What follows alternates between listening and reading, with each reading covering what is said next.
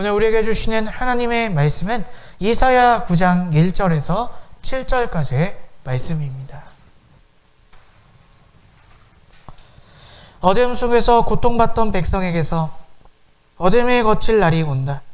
옛적에는 주님께서 스불론 땅과 납달리 땅으로 멸시를 받게 버려두셨으나 그 뒤로는 주님께서 서쪽 지중해로부터 요단강 동쪽에 이르기까지 그리고 이방 사람이 살고 있는 갈릴리 지역까지 이 모든 지역을 영화롭게 하실 것이다. 어둠 속에서 헤매던 백성이 큰 빛을 보았고 죽음의 그림자가 드리운 땅에 사는 사람들에게 빛이 비쳤다. 하나님 주님께서 그들에게 큰 기쁨을 주셨고 그들을 행복하게 하셨습니다. 사람들이 곡식을 거둘 때 기뻐하듯이 그들이 주님 앞에서 기뻐하며 군인들이 전리품을 나눌 때 즐거워하듯이 그들이 주님 앞에서 즐거워합니다. 주님께서 미디안을 치시던 날처럼 그들은 내리누르던 멍에를 부수고 그들의 어깨를 짓누르던 통나무와 압제자의 몽둥이를 꺾으셨기 때문입니다. 침략자의 군화와 피 묻은 군복이 모두 땔감이 되어서 불에 타 없어질 것이기 때문입니다. 한 아기가 우리를 위해 태어났다. 우리가 한 아들을 모셨다. 그는 우리의 통치자가 될 것이다. 그의 이름은 놀라우신 조언자, 전능하신 하나님, 영존하신 아버지, 평화의 왕이라고 불릴 것이다. 그의 왕권은 점점 더 커지고 나라의 평화도 끝없이 이어질 것이다. 그가 다윗의 보좌와 왕국 위에 앉아서 이제부터 영원히 공평과 정의로 그 나라를 굳게 세울 것이다. 만군의 주님의 열심히 이것을 반드시 이루실 것이다. 아멘.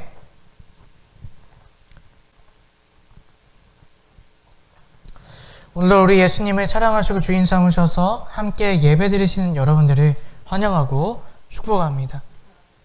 지난 한 주간 어떻게 보내셨습니까? 여러분들의 지난 한 주가 우리의 힘과 우리의 생각이 아닌 하나님의 인도하심 또 그분의 뜻을 위해 사셨던 지난 한 주였기를 간절히 바랍니다. 제 지인이 지난주에 발을 다쳤다고 그래요. 그래서 어쩌다가 발을 다쳤냐 물어봤더니 잠깐 어떤 짐을 좀 들고 갈 일이 있어서 이 짐 때문에 잠깐 뒷걸음질을 쳤다고 해요. 뒤를 좀 돌아보면서 이렇게 뒷걸음질을 쳤는데 발이 꺾여서 좀 크게 다쳤다고 합니다. 여러분, 우리가 운전을 할 때 차는 앞으로 가게 되죠. 그런데 우리가 옆을 보거나 뒤를 본다면 이보다 위험한 일은 사실 없을 것입니다. 인생은요, 시간은요, 앞으로 흘러갑니다. 내일을 향해 가고 있습니다. 그래서 우리의 시선도요, 내일을 위한 오늘로 향해 있으셔야 합니다. 하지만 그렇게 미래를 위해 산다는 거 쉽지가 않습니다. 미래는 미지의 세계이기 때문에 우리를 두렵게 하고 걱정하게 만듭니다. 또한 미래를 위해 오늘을 충실히 산다는 것은요, 그것도 사실은 만만치가 않아요. 우리 눈앞에 바로 앞에 있는 그 어려운 문제들이 우리의 인생 가운데 너무나 크게 있는 것처럼 보이기 때문입니다. 그래서 사람들은 너무나 쉽게 뒤를 돌아봅니다. 과거를 그리워합니다. 지난 한 주간도 우리의 현실, 우리의 눈앞에 있는 것들은요, 우리를 뒤돌아보게 하는 그런 현실이었습니다. 오미크론이라는 신종 바이러스, 변이 바이러스가 또 우리를 어렵게 하고 있죠. 위드 코로나로 앞으로 나아가야 되는데 다시 멈춰버린 그런 한 주였습니다. 적지 않은 교회들이요, 이렇게 기도했어요. 다시 이전으로 돌아가게 해주십시오. 다시 회복되게 하여 주시옵소서. 이렇게 기도했습니다. 하지만 이것은요, 옳은 기도가 아니라는 거죠. 우리는 다음을 향해 나아가야 합니다. 미래를 향해 나아가야 합니다. 하나님도 이스라엘 백성에게 이렇게 말씀하셨어요. 이사야 43장 18절의 말씀입니다. 너희는 이전 일을 기억하지 말며 옛날 일을 생각하지 말라. 하나님께서 언제 말씀하셨을까요? 이스라엘 민족이 바벨론의 노예로 잡혀가서 과거를 막 그리워할 때, 우리 이스라엘이 다윗의 시대에 또 모세가 인도했던 시대에 그렇게 큰 영광이 있었는데 그때가 좋았는데 지금 우리가 노예로 사는구나. 그렇게 한탄하며 낙심하고 있을 때 하나님께서 너희는 이전 일을 기억하지 말라 라고 말씀하셨다는 것이죠. 그렇다면 오늘 이 오미크론이라는 다시 코로나 바이러스가 득세하는 이 시대 가운데, 우리의 삶에 문제로 가득 차 보이는 이 시대 가운데 우리는 어떤 기도를 드려야 하는 것일까요? 암울한 현실 가운데, 두려운 미래 가운데, 그 가운데서 내일을 준비하시는 하나님, 그 미래를 열고 계시는 그 하나님의 뜻을 구해야 할 줄로 믿습니다. 이 세상의 주인 되시며 이 시대의 주관자 되시는 하나님이 오늘 이 코로나 시대에 우리에게 무엇을 말씀하시고 계시는가? 그것을 먼저 듣고 또 하나님과 함께 그 길을 걸어 나아갈 수 있는 그런 우리의 열린 마음, 깨어있는 귀가 되어야 할 줄로 믿습니다. 너무나 막연하죠. 미래를 여신 하나님의 뜻이 무엇일까? 오늘 우리가 그 뜻을 살아가는 방법은요, 바로 오늘 우리에게 주어진 하나님의 말씀에 사는 것이에요. 여러분, 우리가 말씀을 산다는 거 너무나 쉽게 생각합니다. 그냥 오늘 묵상하고 살면 되는 거지. 그게 아니라는 거죠. 우리의 하루 동안을 잘 들여다보시면요, 우리가 얼마나 내 마음대로 살고 있는지 몰라요. 나는 그리스도인이라 말하지만 내 뜻대로, 내 기질대로, 내 판단대로 얼마나 그렇게 살고 있는지 우리는 모른다는 것입니다.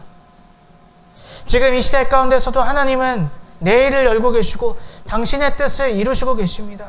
그리고 그 뜻을 이루실 그 통로를 찾고 계세요. 바로 우리라는 것이죠. 여러분, 걱정과 근심과 어떻게 살아야 되나 그 암담한 현실 가운데 주님의 뜻을 물으시고 오늘 하루 그 뜻대로 살게 노력하시는 시대에 우리가 주저앉는 것이 아니라 그 시대 가운데 새롭게 여시는 하나님을 붙잡으며 나아가시는 저와 여러분들 되시기를 주님의 이름으로 간절히 축복합니다. 주저앉아 계시지 마십시오. 절망하지 마십시오. 내 문제 해결해 달라고 기도하기 전에 오늘 하나님은 나에게 뭐라고 말씀하고 계시는가? 그 뜻을 묻고 듣고 행하셔서 이 어렵고 암담한 현실 가운데 주님과 동행하시며 하늘의 기쁨과 소망으로 사시는 저와 여러분들 되시기를 주님의 이름으로 축복합니다. 우리는 강림절을 살아가고 있습니다. 강림절을 산다는 것은 우리가 좀 전에 나누었던 것처럼 앞을 바라보며 사는 것입니다. 우리에게 오실 예수님을 기다리고 준비하는 그 앞의 일을 우리가 깨닫고 준비하는 기간, 그것이 강림절을 사는 우리의 모습입니다. 희망이 없고 절망과 불의가 가득한 이 땅 가운데 예수님이 이제 오실 것이라는 그 앞일을 우리가 바라보고 소망과 기쁨과 희망으로 살아가는 것, 그것이 강림절에 살아가는 것입니다. 자, 그런데 예수님이 오심이 왜 소망과 희망과 기쁨이 되는 것일까요? 그분이 우리를 사랑하시기 때문입니다. 여러분, 어떻습니까? 우리가 누군가를 사랑하게 되면 그 사람에게 해코지를 하나요? 그 사람을 힘들게 하나요? 그렇지 않죠. 진짜 사랑을 한다면요, 그 사람에게 가장 좋은 것을 주기에 노력해요. 진정한 사랑은요, 그냥 내가 잘해주는 단계가 아니라요, 그 사람을 주목하게 됩니다. 그 사람이 무엇을 필요로 하는가, 무엇을 어려워하는가, 그 사람에게 맞춰서 가장 좋은 것을 주기 마련이라는 것이죠. 예수님이 오심이 왜 우리에게 희망이 되고 기쁨이 되느냐? 그 예수님이 우리를 사랑하셔서 우리에게 가장 필요한 것을 주시기 위해 이 땅 가운데 오시기 때문이라는 것입니다. 오늘 본문, 우리가 읽었던 본문 말씀에 이사야가 우리에게 오시는 예수님, 그분이 오셔서 우리에게 기쁨을 주실 것에 대해서 우리에게 설명하고 있습니다. 오늘 본문 말씀 2절과 3절 말씀 우리 함께 읽어보도록 하겠습니다. 어둠 속에서 헤매던 백성이 큰 빛을 보았고 죽음의 그림자가 드리운 땅에 사는 사람들에게 빛이 비쳤다. 하나님, 주님께서 그들에게 큰 기쁨을 주셨고 그들을 행복하게 하셨습니다. 사람들이 곡식을 거둘 때 기뻐하듯이 그들이 주님 안에서 기뻐하며 군인들이 전리품을 나눌 때 즐거워하듯이 그들이 주님 앞에서 즐거워합니다. 아멘. 이사야 선지자도 우리에게 그렇게 말씀하고 있어요. 예수님이 오실 때 큰 기쁨을 우리에게 주신대요. 어느 정도로 큰 기쁨일까요? 오늘 본문에 나오는 기쁨이라는 단어를 해석해 보면요, 원어로 읽어보면 이런 뜻을 갖고 있습니다. 하나님 주님께서 그들에게 큰 기쁨을 주셨고 그들을 행복하게 하셨습니다. 이것을 해석해 보면 기쁨과 환희를 몇 곱절이나 더하게 하셨습니다. 우리가 이 땅 가운데 누리는 기쁨의 몇 곱절을, 아니 비교도 할 수 없을 만큼의 큰 기쁨과 행복을 예수님이 오셔서 우리에게 주실 것이라는 말입니다. 왜 기쁨, 왜 그러한 큰 기쁨이 우리에게 임하게 되는 것입니까? 예수님이 오심으로 흑암 속에 있던 우리가 빛을 보게 될 것이며 그 빛 가운데 나아가게 될 것이기 때문입니다. 흑암은 무엇을 말하고 있습니까? 바로 죄와 무지로 인한 고통을 말하고 있습니다. 우리의 인생의 모든 어려움과 힘든 일이 그 이유가 다 여기서 나오는 거 아니겠습니까? 무엇이 좋은 것인지, 무엇이 옳은 것인지 우리는 마치 깜깜한 방에 있는 것처럼 하나도 보이지가 않아요. 하나도 알 수가 없습니다. 그래서 내 마음대로, 내 생각대로, 내 눈에 좋아 보이는 대로 욕심과 교만으로 이 세상을 살아갑니다. 그럴 때 어때요?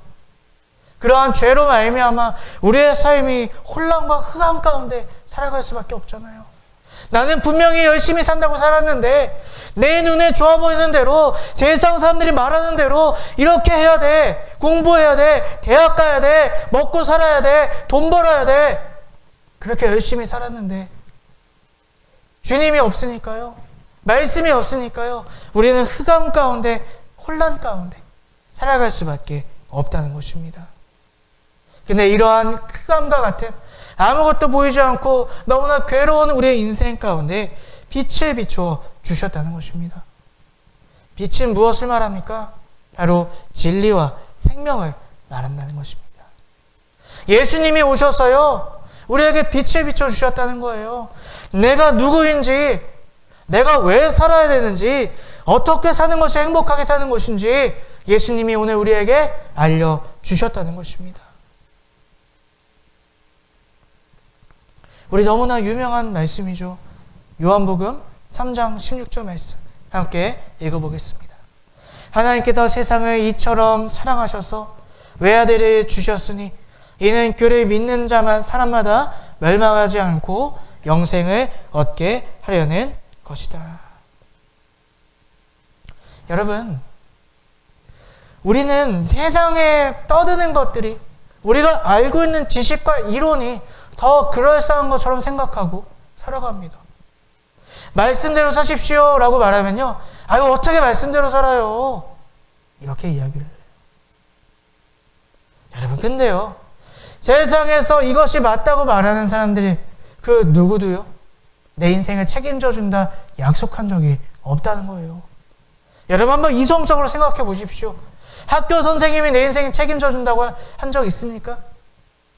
세상에서 우리가 일하는 직장 상사가, 사장이 내 인생을 책임져 준다고 약속한 적 있나요? 없어요. 대통령이 그런 약속한 적 있습니까? 아니라는 것이죠.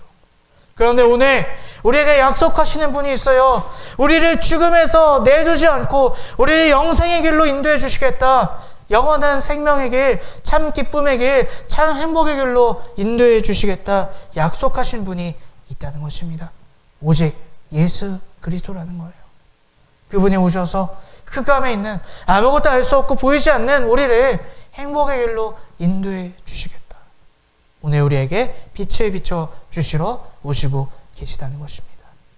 이사야는 이제 그 기쁨이 어떻게 임하게 될지를 계속해서 우리에게 설명해 주고 있습니다. 우리 4절, 5절, 그리고 7절을 함께 읽어보겠습니다. 주님께서 미디안에 찌시던 날처럼 그들을 내리누르던 멍에를 부수시고 그들의 어깨를 짓누르던 통나무와 압제자들의 몽둥이를 꺾으셨기 때문입니다. 침략자들의 군화와 피 묻은 군복이 모두 땔감이 되어서 불에 타 없어질 것이기 때문입니다.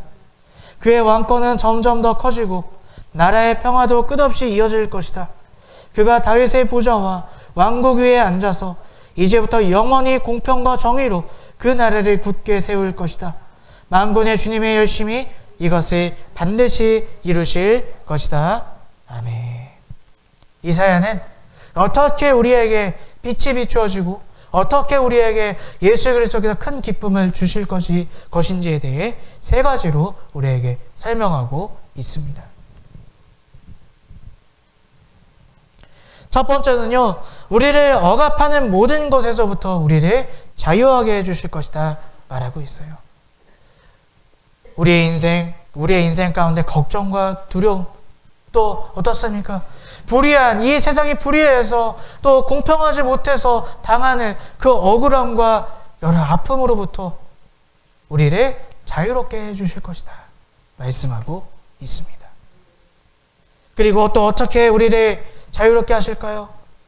우리를 사로잡고 있던 날뛰는 그런 악한 권세들을 제거해 주심으로 우리를 그 불의하고 억울한 일로부터, 답답한 일로부터 우리를 자유롭게 해 주실 것이다. 이사야가 그렇게 우리에게 소개하고 있습니다. 그로 말미암아 어떻게 됩니까? 우리는 하나님께서 주시는 영원한 평화 가운데 거하게 될 것이다. 그리고 그의 나라는 점점 더 강성해질 것이다. 이 이사야가 우리에게 일러주었던 이 내용들은요, 단적으로는 세상의 불의에 대한 심판이라고 할 수 있겠죠. 하지만 더 크게 보자면 그 모든 불의의 근본적인 원인이 무엇입니까?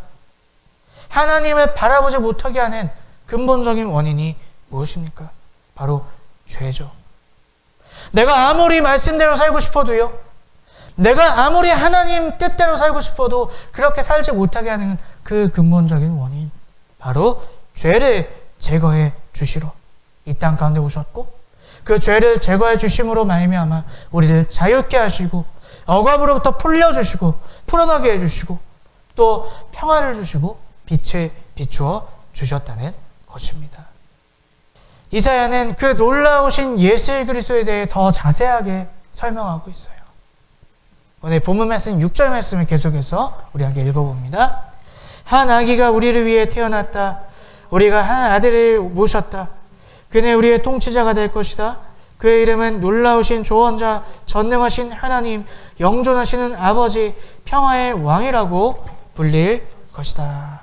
아멘. 하나님께서 우리에게 직접 내려오셔서 우리가 도저히 이길 수 없는 죄, 세상, 흑암을 물리치시는데요. 그분이 도대체 어떤 분이시기에 물리치실 수 있는가? 이사야 선지자가 그분에 대해 자세하게 소개하고 있습니다. 먼저 놀라운 조언자라고 소개하고 있어요. 이것은요, 환상적인 지략가라고 번역할 수 있다고 해요. 또 기적을 일으키시는 분.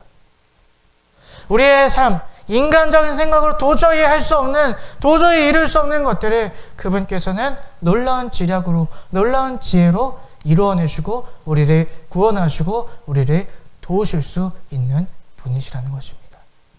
또 어떻습니까? 전능하신 하나님이다 이렇게 말하고 있어요. 이 원어의 뜻은요, 강력한 용사라는 거예요.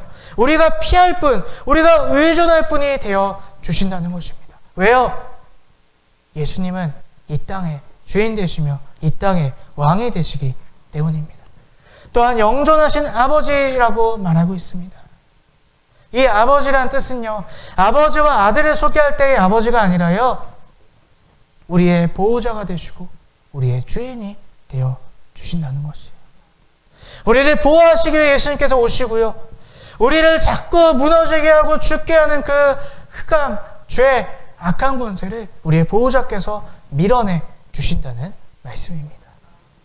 마지막으로 뭡니까? 평화의 왕이 되신대요. 평화의 방백이시래요. 이건 무슨 말일까요? 이 땅의 주인이시며 이 땅의 왕이시지만 가장 낮은 자의 모습으로 오신다는 거예요. 여기서 방백이라는 것은요, 지방의 작은 관리를 말합니다. 이 땅의 왕이심에도 불구하고요, 가장 낮은 계급으로 오신다는 말이에요. 그래서 가장 천하고 낮은 자들을 사랑하시고 그들을 세우시고 그들과 함께해 주실 것이다. 이사야는 오늘 우리에게 오시는 그 예수님을 이렇게 소개하고 있는 것입니다. 근데 오늘 여러분들에게 한번 질문해 보고 싶습니다. 여러분, 예수님은 이사야의 예언대로 오셔서 어두운 곳의 죄, 모든 걱정과 불의와 아픔과 두려움을 몰아내시고 우리에게 빛을 비추어 주셨습니다. 그렇다면 오늘 우리는 그 승리 안에 살아가고 계십니까? 그 치유와 평안과 기쁨 안에서 주님과 동행하며 살아가고 계십니까? 여러분, 우리의 현실을 한번 돌아보십시오. 우리의 삶을 한번 돌아보십시오. 분명히 예수님은 오셔서 이루셨는데 왜 우리 인생은 아직도 흑암에 있는 것처럼 느껴질까요? 여전히 힘들고 불의한 일 때문에 억울해하고 답답해하고 내일을 두려워하고 도대체 왜 그런 걸까요? 교회에 다녀도 예수를 20년, 30년 믿어도 목사가 되고 장로가 돼도 왜 우리는 여전히 흑암에 있는 것처럼 느껴지는 것일까요? 내가 예수를 믿긴 믿는데 내 중심적으로 예수를 믿고 있기 때문이라는 것입니다. 이게 무슨 소리일까요? 예수님께서 빛을 비추어 주신, 새롭게 열어주신 그 길 가운데 걸어가려고 하지 않고 그 길에 거하려고 하지 않고 내 중심적으로 내 마음대로 예수를 믿고 있기 때문이라는 것입니다. 예수님께서 오셔서 십자가를 지심으로 이 모든 이사야의 약속을 이루셨습니다. 그래서 여전히 죄가 만연하고 어둠이 만연한 이 세상 한복판 가운데 빛의 길을 열어주셨습니다. 그래서 누구든지 예수님의 십자가를 믿고 오늘을 주님과 동행하며 주님의 뜻대로 살려고 하는 자는 그 빛의 길을 걸어갈 수 있게 만들어 놓으셨다는 것입니다. 하지만 우리는 어떻습니까? 우리가 우리의 삶을 돌이켜, 우리의 생각을 돌이켜 그 빛 가운데로 걸어가려고 하지 않는다는 거예요. 예수님을 믿는다고 말하지만 예수님은 내가 원하는 것을 끌어들이려고 자꾸 한다는 것이죠. 우리가 그 길로 나아가는 게 아니라 그 길 가운데 계신 예수님을 자꾸 끌어당겨요. 흑암으로, 어둠으로. 그래서 예수 믿으면 문제가 해결되고 내가 잘되고 우리 자녀가 취업하고 우리 지평수가 늘어나고 부자가 되고 어려운 문제 하나도 없고 만사가 형통하고 자꾸 내가 원하는 것만 이루어달라. 그렇게 예수님의 끌어당기고 있다는 것입니다.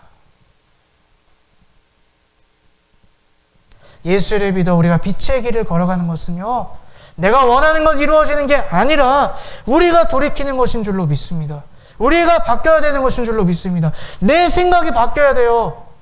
어떻게 예수 믿었는데 하나도 생각이 안 변합니까? 어떻게 주일날 예배는 드리는데 어떻게 깨닫는 것이 하나도 없고 어떻게 바꿔보자는 노력이 하나도 없으십니까? 예수를 잘못 믿고 있는 것이고 그렇게 아무리 믿어도 우리는 흑암 가운데 살아갈 수밖에 없다는 것입니다. 오직 믿음으로 말씀에 순종할 때 그때 비로소 자유와 평안의 기쁨의 복이 우리 가운데 임하게 될 것입니다. 성령 충만은 바로 그것을 위해 우리가 구하는 거예요. 우리가 기도할 때 결단해야 합니다. 내가 생각했던 것 바뀌기를 원합니다. 나의 인생관이 달라지기를 원합니다. 성령님 도와주시옵소서. 성령의 능력은 그때 우리의 마음 가운데 임하게 되는 것인 줄로 믿습니다. 맨날 어떤 일 때문에 감정이 무너지세요? 그 감정하고 싸우셔야 되는 거예요. 누구 때문에 서운하십니까? 그 서운한 것을 성령의 능력으로 밀어내셔야 된다는 거예요. 왜요? 이미 예수님이 우리에게 승리를 주셨기 때문이에요. 그 어둠, 그 흑암에 우리가 넘어지지 않을 수 있는 그 십자가의 길을 우리에게 열어주셨기 때문이에요. 어떤 것 때문에 걱정이 되세요? 돈 때문에 막 잠이 오지 않으세요? 성령의 능력을 구하셔야 된다는 거예요. 기도하면 돈 준다는 소리가 아니라요. 그것 때문에 걱정하지 않을 수 있는 십자가의 길을 열어주셨다니까요. 어떤 부분 때문에 분노가 올라오십니까? 성령의 능력을 구하셔야 된다는 거예요. 여러분들 이야기가 될 수도 있고 제 얘기가 될 수도 있습니다. 우리 모두의 이야기입니다. 성령의 능력은 내가 방언하려고 구하는 게 아니라, 내가 신기한 일 보려고 구하는 것이 아니라, 오늘 내가 주님이 이루어놓으신 그 길을 걸어가기 위해 구해야 되는 그 능력인 줄로 믿습니다. 그 말씀을 걸어가기 위해 내 욕심과 교만과 쾌락을 내려놓으셔야 합니다. 그것을 위해 기도할 때 왜 성령께서 우리의 기도를 들어주시지 않으시겠습니까? 반드시 들어주신다는 것입니다. 이것이 진정 강림절을 맞아서 다시 한번 우리가 예수님을 기다리며 준비하며 점검해야 될 자세인 줄로 믿습니다. 오늘 본문 말씀 1절 말씀 우리 다시 한번 읽어보도록 하겠습니다. 어둠 속에서 고통받던 백성에게서 어둠이 거칠 날이 온다. 옛적에는 주님께서 스불론 땅과 납달리 땅으로 멸시를 받게 버려두셨으나 그 뒤로는 주님께서 서쪽 지중해에서부터 요단강 동쪽에 이르기까지, 그리고 이방 사람이 살고 있는 갈릴리 지역까지 이 모든 지역을 영화롭게 하실 것이다. 아멘. 오늘 본문 말씀의 앞 뒤는요, 하나님께서 이스라엘을 심판하실 것이다, 그 심판이 이렇게 임할 것이다, 그런 내용만 담겨져 있어요. 근데 가운데 갑자기 하나님께서 너희에게 기쁨을 주실 것이다, 이런 내용이 나와 있습니다. 이 말씀은 북이스라엘을 향한 말씀인데요, 이 시대의 북이스라엘은 정치적으로, 경제적으로, 사회적으로 하나님을 다 떠났던 그런 시대였어요. 정치적으로는 아수르가 이제 이스라엘을 쳐들어오려고 하니까 하나님을 의지한 것이 아니라 아람과 동맹을 맺었던 그런 정치적인 모습이 있었고요. 경제적으로는 사회 고위층들이 온갖 불의와 또 부정부패로 백성들의 혈세를 빼먹고 있었던 그런 시대였습니다. 사회적으로는 온 땅에 우상이 가득해서 하나님을 버리고 우상을 섬기던 그런 시대였어요. 그래서 하나님께서 진노의 심판을 내리실 것이라는 말씀을 이사야를 통해 말씀하시고 계셨어요. 그런데 이 본문 말씀에서요, 사실은 1절에 생략되어 있지만 그럼에도 불구하고 라는 접속사가 들어있습니다.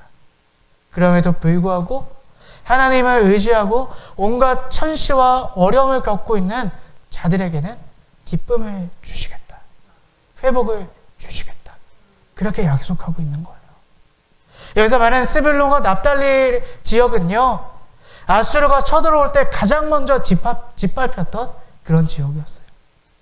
그리고 이 지역은 비옥한 땅이었기 때문에 모든 나라가 이스라엘을 침략할 때마다 침략당하고 수탈당하고 고생하던 그러한 지역이었다는 것이죠. 바로 가장 비천하고 낮은 자들로부터, 그럼에도 불구하고 하나님을 바라보고자 애쓰고 노력한 자들부터 하나님께서 그들을 회복시키시고 그들에게 기쁨을 주시겠다 선포하고 있는 것입니다. 무슨 얘기입니까? 오늘 우리가 이러한 낮아짐, 이러한 애통함, 이러한 간절함이 우리의 삶 가운데 있어야 한다는 것입니다. 내가 자꾸 어둠의 길로 가려는 것과 싸우셔야 돼요. 간절함이 있어야 돼요. 애통함이 있어야 돼요. 내가 자꾸 돈 갖고 걱정되세요? 그 돈 갖고 걱정하는 것과 싸우는 간절함과 애통함이 있어야 돼요. 주님, 내가 아직도 돈 때문에 걱정합니다. 주님, 나에게 하늘의 기쁨을 허락하여 주시옵소서. 내가 누구 때문에 마음이 뒤집힙니다. 내가 누구 때문에 섭섭해서 밤에 잠을 못 자고 눈물이 납니다. 주님, 이 마음과 내가 싸우기를 원하오니 주님, 나를 불쌍히 여겨주시고 나에게 하늘의 기쁨을 허락하여 주시옵소서. 오늘의 강림절, 우리 다시 한번 예수님을 온전히 기다리기를 원합니다. 아직 우리 마음 가운데 해결되지 않는 어둠, 그 어둠을 몰아내시는 저와 여러분들 되셨으면 좋겠습니다. 그래서 예수님이 오실 때 우리 성탄절에 다시 한번 온전한 우리 마음이 빛으로 비춰지고 그 기쁨 가운데 주님을 예배하기를 간절히 축원합니다. 오늘 사는 우리 그리스도인, 이 세상에서 점점 멸시받고 욕먹고 또 예수 믿기가 점점 힘든 그런 이 시대를 살아가고 있습니다. 근데 그때가 은혜의 때이며 그때 하나님께서 일하시는 때인 줄로 믿습니다. 우리가 힘들고 어려워서 이 세상 한복판에 놓여져 있는 그 십자가의 길을 더 온전히 걸어갈 수 있을 줄로 믿습니다. 이제 우리 어둠에서 빛으로 나아가기를 원합니다. 나를 붙잡고 있는 그 어둠, 그 걱정, 불안함, 분노, 노여움 가운데 성령의 능력을 구하셔서 이미 이루어 놓으신 그 빛의 길을 걸어가시는 그러한 강림절을 살아가시는 저와 여러분들 되시기를 주님의 이름으로 축복합니다. 아멘.